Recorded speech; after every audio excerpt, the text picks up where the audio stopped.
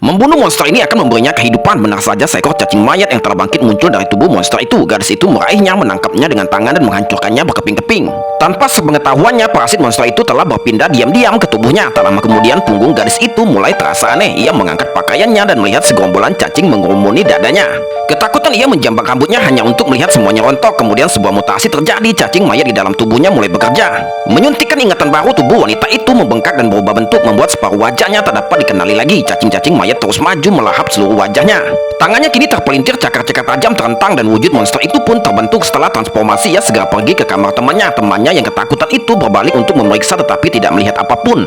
Namun ketika ia kembali bercermin, monster itu sudah mendekat, tak mampu menahan diri. Ia menoleh lagi tetapi tetap tidak melihat apapun. Sementara itu monster di cermin semakin mendekat. Akhirnya menyadari bahwa monster itu hanya bisa dilihat melalui cermin. Ia menatap cermin itu dengan seksama, dengan hati-hati meluncur turun darinya dan perlahan mundur dari ruangan. Ia kemudian menemukan cermin untuk melindungi dirinya dan keluar dari pintu sebelum monster itu menyadari. Namun monster itu telah mengikutinya dari belakang. Memojokkannya membuatnya tak berdaya. Di saat kritis ini, teman sekamarnya gadis itu kebetulan melihatnya. Ia segera memerintahkan gadis itu untuk menghunus senjatanya dan bergerak ke posisi yang tepat. Gadis itu menusuk monster itu dengan pisaunya, langsung memperlihatkan wujud aslinya. Ia meronta kesakitan dan jatuh ke tanah. Namun monster itu tidak mudah dikalahkan, tetapi gadis itu tidak takut. Menghadapi monster itu, ia menusuknya lagi dengan pisaunya di dada. Kali ini monster itu terkena tepat di organ vital dan jatuh tersungkur. Setelah meronta selama beberapa detik, monster itu jatuh tak bergerak. Mereka kemudian mengikat monster itu. Gadis itu mengeluarkan pisaunya dan mengeluarkan cacing mayat dari tubuh monster itu.